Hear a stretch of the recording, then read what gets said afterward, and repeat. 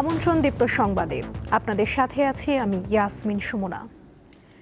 রাষ্ট্রপতি মোহাম্মদ শাহাবুদ্দিনের সম্ভাব্য পদত্যাগের বিষয়ে মন্তব্য করা থেকে এড়িয়ে গেলেন স্থানীয় সরকার, পল্লী উন্নয়ন ও সমবায় মন্ত্রী মির্জা ফখরুল ইসলাম আলমগীর।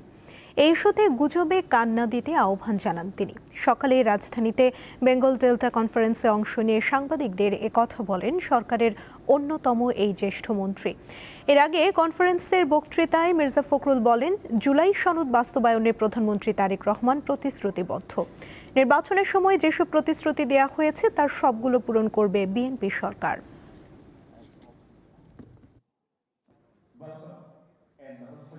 গুজবে আমি বিশ্বাস করি না।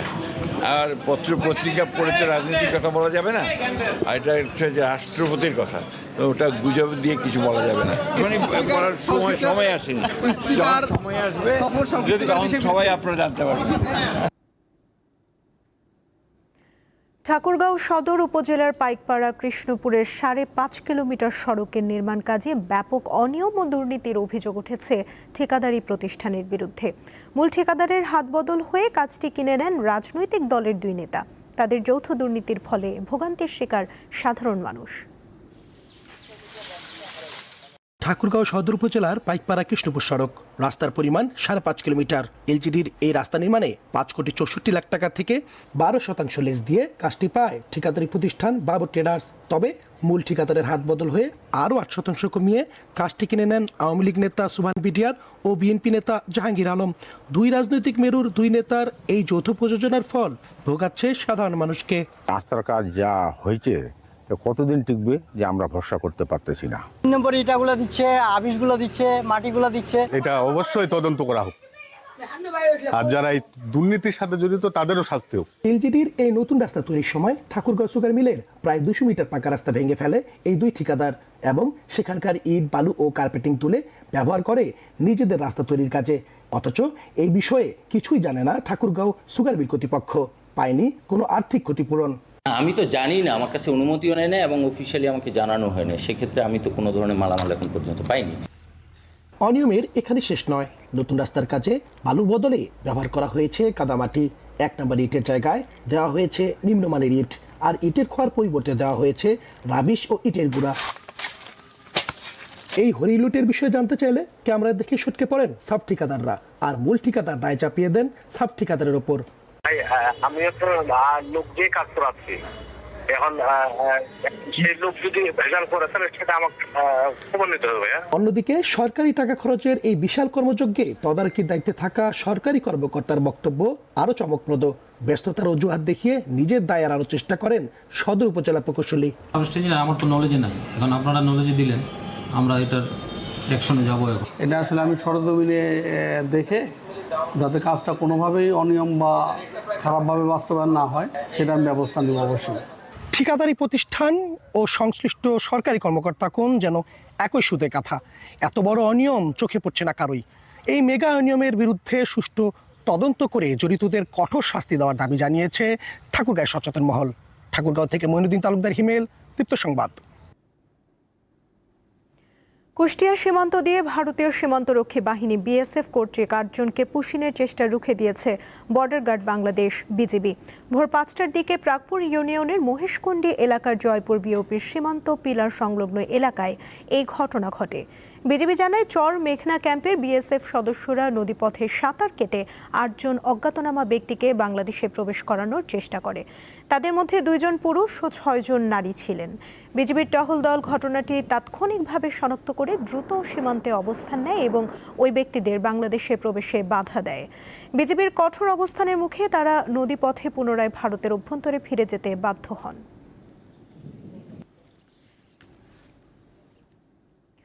কমতে শুরু করেছে উত্তরের জেলা গাইবান্ধা ও কুড়িগ্রামের বিভিন্ন নদ নদীর পানি। এতে ধীরে ধীরে উন্নতি হতে শুরু করেছে সার্বিক বন্যা পরিস্থিতির। গাইবান্ধার তিস্তা, যমুনা, ব্রহ্মপুত্র, করতোয়া ও ঘাঘট নদীর পানি কমে বর্তমানে বিপদসীমার নিচ দিয়ে প্রবাহিত হচ্ছে। গত 24 ঘন্টায় তিস্তার পানি 7 সেন্টিমিটার হ্রাস পেয়েছে। কুড়িগ্রামে ধরলা, দুধকুমার ও তিস্তার পানি 4টি পয়েন্টে ধীর গতিতে কমছে। তবে ব্রহ্মপুত্রের পানি 2টি পয়েন্টে স্থিতিশীল রয়েছে। পানি কমার সঙ্গে সঙ্গে জেলার বিভিন্ন এলাকায় দেখা দিয়েছে তীব্র নদী ভাঙন। এতে ফসলি জমি ও বসতবাড়ি হারিয়ে বাস্তুহারা হচ্ছে অনেক পরিবার।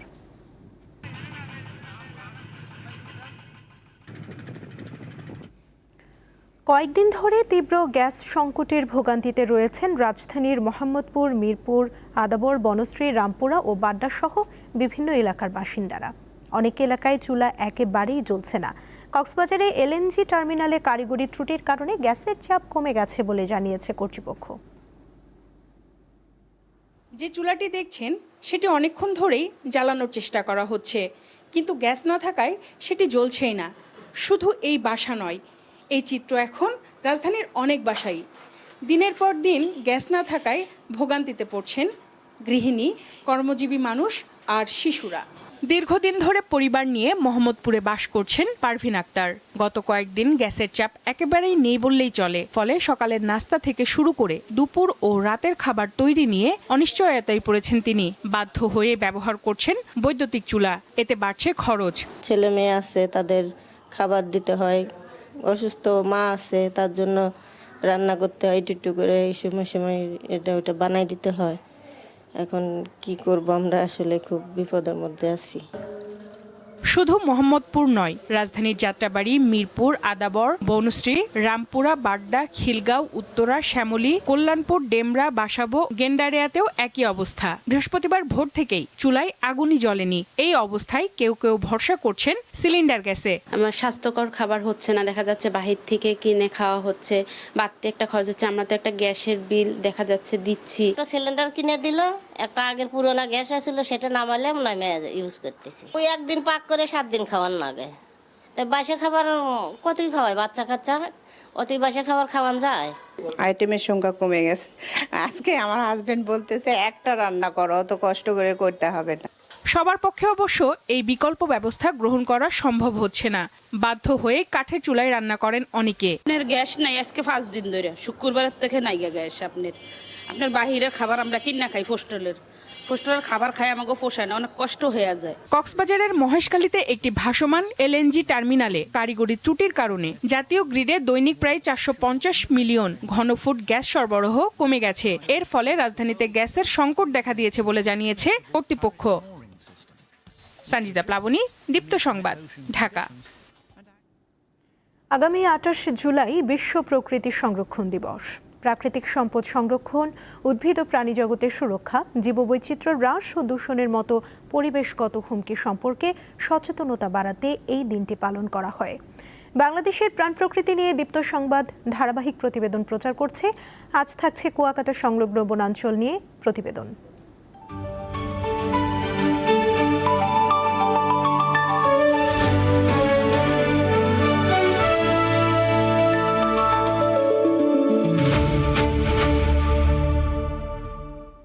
প্রকাশ্যে কেটে নেওয়া হচ্ছে পটুয়াখালীর কুয়াকাটা সমুদ্র সৈকত সংলগ্ন সংরক্ষিত বনাঞ্চলের গাছ।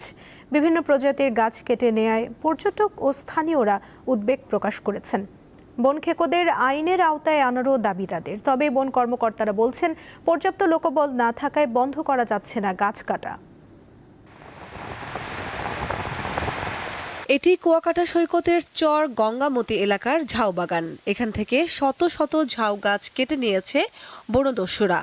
শুধু ঝাউ গাছ নয়, দীর্ঘ 22 কিলোমিটার সৈকতের বিভিন্ন স্থান থেকে কাটা হয়েছে গাছ।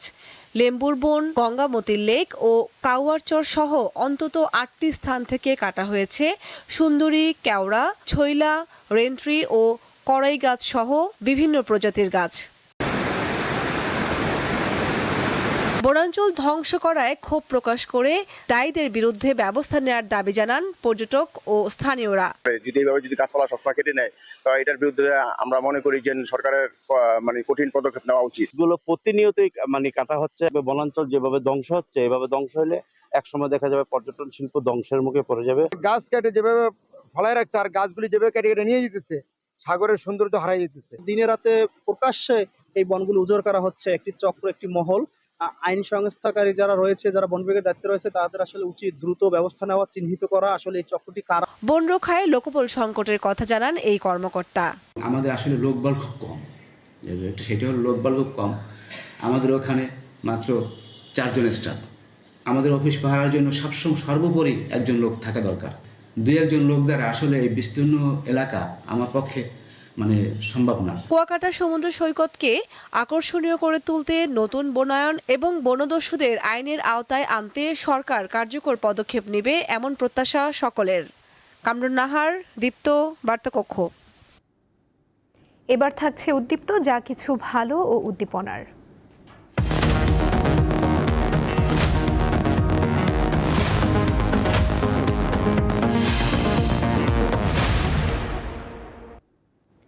নিজে চোখে না দেখলেও পাঠদান করছেন শিক্ষক আব্দুল মালিক। গত ১৩ বছর ধরে নিষ্ঠা, আন্তরিকতা ও ভালোবাসা দিয়ে বিদ্যালয়ের শিক্ষার্থীদের পড়াচ্ছেন তিনি।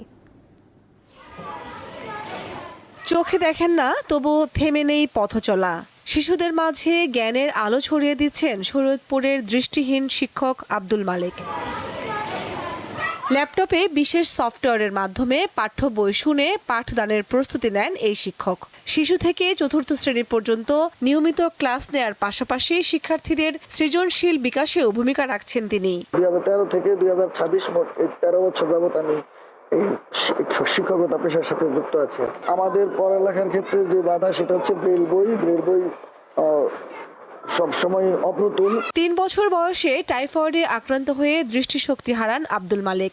নানা প্রতিকূলতা পেরিয়ে চট্টগ্রাম বিশ্ববিদ্যালয়ের রাজনীতি বিজ্ঞান বিভাগ থেকে 2012 সালে স্নাতকোত্তর সম্পন্ন করেন তিনি। পরের বছর সরকারি প্রাথমিক বিদ্যালয়ের সহকারী শিক্ষক হিসেবে যোগ দেন পাইকপাড়া সরকারি প্রাথমিক বিদ্যালয়ে।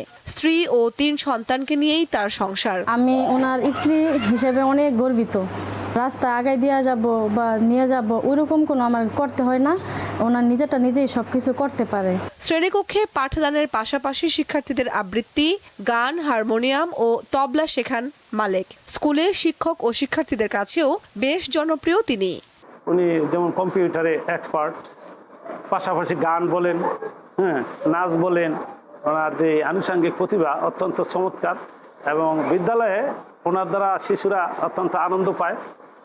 ওনার কাছ থেকে আসলে অনেক কিছু শেখার আছে। দৃষ্টি প্রতিবন্ধীদের জন্য সরকারিভাবে প্রতিটি স্কুলে ব্রেইল পদ্ধতির পাঠ্য বই সরবরাহ করলে পাঠদান আরও সহজ হবে বলে মনে করেন তিনি।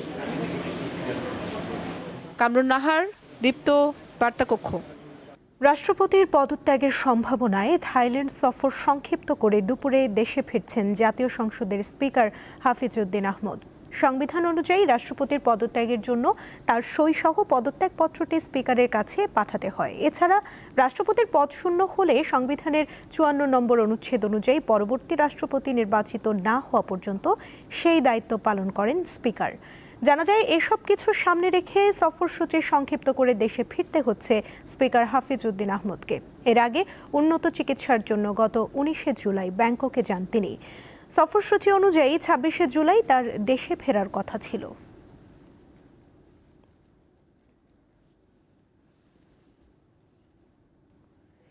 এ বিষয়ে জানাতে ঢাকার শাহজালাল আন্তর্জাতিক বিমানবন্দর থেকে যুক্ত আছেন সহকর্মী স্বস্তিকা সিংহ। কথা বলবো তার সঙ্গে।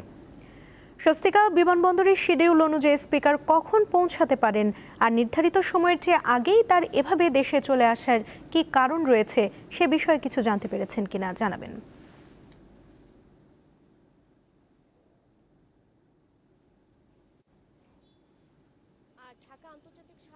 অবতরণ করার কথা রয়েছে জাতীয় সংসদের স্পিকারের, সেটা আমাদের কাছে যতটুকু তথ্য আছে 12টা 40 থাই এয়ারওয়েজের একটি বিমানে তিনি ঢাকা আন্তর্জাতিক শাহজালাল বিমানবন্দরে অবতরণ করবেন এবং সেজন্যই বিমানবন্দরের সমগ্র বিমানবন্দরে কিন্তু সেই নিরাপত্তাটির ব্যবস্থা করা হয়েছে।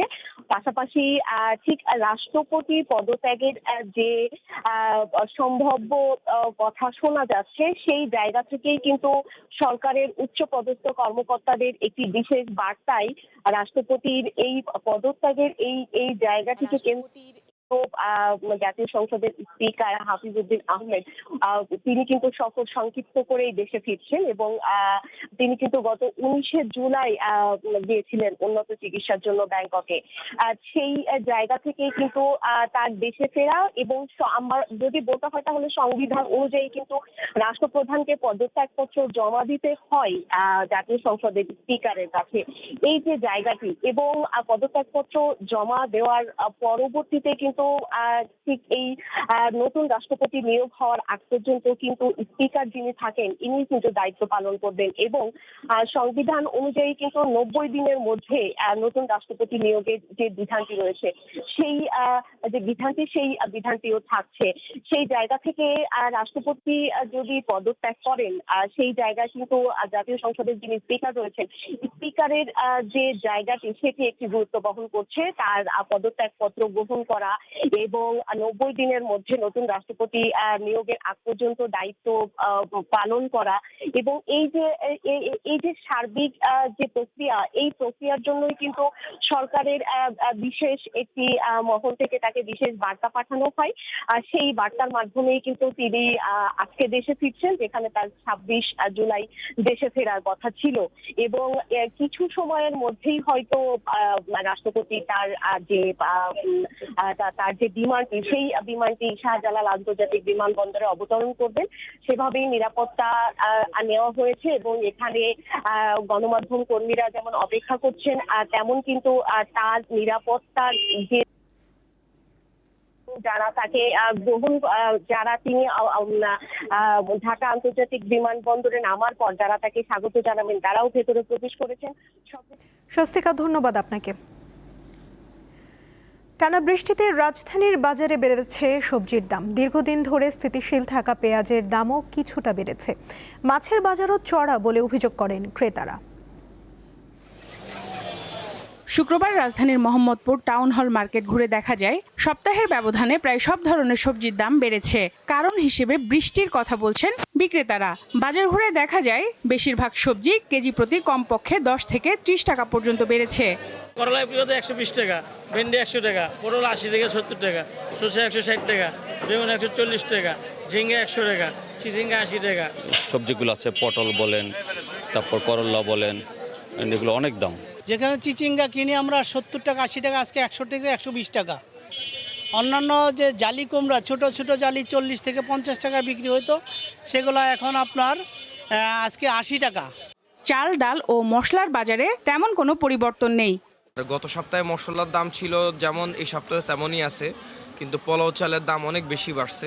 গত সপ্তাহ থেকে তুলনায় চালের দাম মোটামুটি নাজিরশাল মিনিকেট পাইজাম স্বর্ণাগুলো আগের মতোই আছে, কিন্তু নাজিরশালের বাজারটা কেজি প্রতি 1 টাকা করে বাড়ছে। আদা, রসুন ও পেঁয়াজের দামও বেড়েছে এই সপ্তাহে। আদা আপনার গত সপ্তাহে ছিল আপনার 115 টাকা বা 20 টাকা, 20 গ্রাম 30 টাকা 35 টাকা। রসুন ছিল আপনার 120 টাকা, বিক্রি করতাম 130 টাকা। প্রায় সব ধরনের মাছ আগের সপ্তাহের তুলনায় 100 থেকে 150 টাকা বেশি দামে বিক্রি হচ্ছে। বিক্রেতাদের দাবি সরবরাহ কম থাকায় দাম বেড়েছে। কাস্টমার যথেষ্টই আছে, কিন্তু মাছের বাজার একটু বেশি মনে হচ্ছে। যে মাছগুলো রেগুলার কিনি সেগুলোরও দাম কেজি প্রতি 300 টাকা 400 টাকা বেশি ডিমান্ড করছে। রুই মাছ 5 কেজি হলে 500-600 টাকা কেজি, কাতল মাছের একই অবস্থা। 6 কেজি 6.5 কেজি হলে 500 রুপি, 550 এরকম। ওয়াল মাছ, এগুলো সব মাছের দাম বাড়ছে, সব মাছ। এই সপ্তাহে গরুর মাংস 850 ও খাসির মাংস বিক্রি হচ্ছে 1200 টাকায়। সানজিদা প্লাবনী, দীপ্ত সংবাদ, ঢাকা। বাধ্যতামূলক শ্রম নিষিদ্ধের আইন কঠোরভাবে প্রয়োগ না করার অভিযোগে বাংলাদেশ সহ বিশ্বের অন্তত 60টি দেশের পণ্যের ওপর নতুন করে শুল্ক আরোপের ঘোষণা দিয়েছে যুক্তরাষ্ট্র। শুক্রবার থেকে দেশভেদে 10 থেকে 12.5% পর্যন্ত শুল্ক কার্যকর হবে। তবে তেল, গ্যাস ও সার সহ অন্যান্য কিছু পণ্য এই শুল্কের বাইরে থাকবে। ট্রাম্প প্রশাসনের মতে এর মাধ্যমে সুপ্রিম কোর্টের রায়ের পরও প্রায় সব আমদানি পণ্যের ওপর একটি ন্যূনতম শুল্ক বহাল রাখা সম্ভব হবে। চূড়ান্ত সিদ্ধান্ত অনুযায়ী Bangladesh, Bharat, Pakistan, Malaysia, Indonesia, Sri Lanka, Argentina, যুক্তরাজ্য, কানাডা, মেক্সিকো ও ইউরোপীয় ইউনিয়ন সহ 19টি বাণিজ্যিক অংশীদারের ওপর 10% শুল্ক আরোপের সিদ্ধান্ত নেওয়া হয়। অন্যদিকে 12.5% শুল্কের আওতায় চীন, Japan, South Korea, Thailand, Israel, Brazil, Russia ও সৌদি আরব সহ 41টি দেশ রয়েছে। ভারতের প্রধানমন্ত্রী নরেন্দ্র মোদীর আশ্বাসে 27 দিনের মাথায় অনশন ভাঙলেন দেশটির আলোচিত শিক্ষাবিদ সোনাম ওয়াংচুক। গতরাতে হাসপাতালে তিনি অনশন ভাঙেন। এরপরই সোনাম ওয়াংচুককে শুভকামনা জানান প্রধানমন্ত্রী নরেন্দ্র মোদী। এর আগে এক ভিডিও বার্তায় প্রধানমন্ত্রী মোদী জানান, প্রশ্নপত্র ফাঁসে জড়িতদের শাস্তি নিশ্চিতে দ্রুত বিচার আদালত গঠনের প্রস্তাবটি শুক্রবার মন্ত্রিসভায় এবং সোমবার সংসদে উত্থাপন করা হবে। এছাড়া তীব্র ক্ষোভের মধ্যে দেশটির কেন্দ্রীয় শিক্ষা সচিব বিনীত যোশীকে সরিয়ে নরেশ গাঙ্গুয়ারকে স্থলাভিষিক্ত করেছে সরকার। ককরোচ জনতা পার্টি সিজেপি জানিয়েছে, যন্তর মন্তর বা নিরপেক্ষ জায়গা ছাড়া সরকারের সঙ্গে আলোচনায় বসবে না তারা। এমনকি শিক্ষামন্ত্রীর পদত্যাগের দাবিতেও অনড় ককরোচ পার্টি। শুক্রবার কলকাতায় বিক্ষোভ কর্মসূচির পরিকল্পনা রয়েছে বলে জানিয়েছে সিজেপি।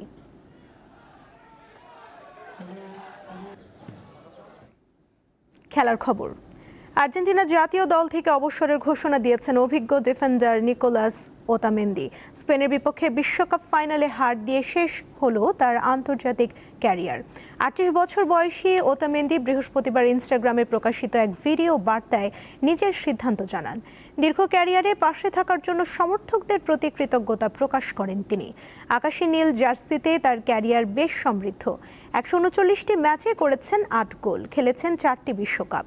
2022 সালে কাতারে বিশ্বকাপ জয়ের স্বাদ যেমন পান, তেমনি 2026 বিশ্বকাপে ফাইনালে উঠেও হারের তিক্ততা পেতে হয়।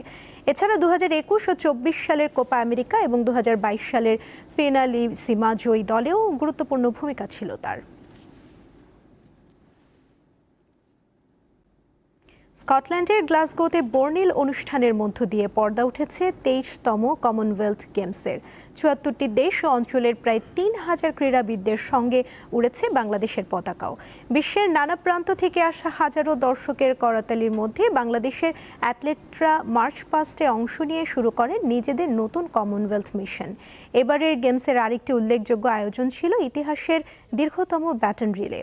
প্রায় 500 দিন ধরে চলা এই ব্যাটন রিলে গ্লাসগোতে এসে শেষ হয়। এরপর ব্যাটন হস্তান্তরের মধ্য দিয়ে শুরু হয় উদ্বোধনী অনুষ্ঠানের আনুষ্ঠানিকতা। এবার এই গেমসে বাংলাদেশ থেকে 4টি ডিসিপ্লিনে মোট 15 জন খেলোয়াড় অংশ নিচ্ছেন।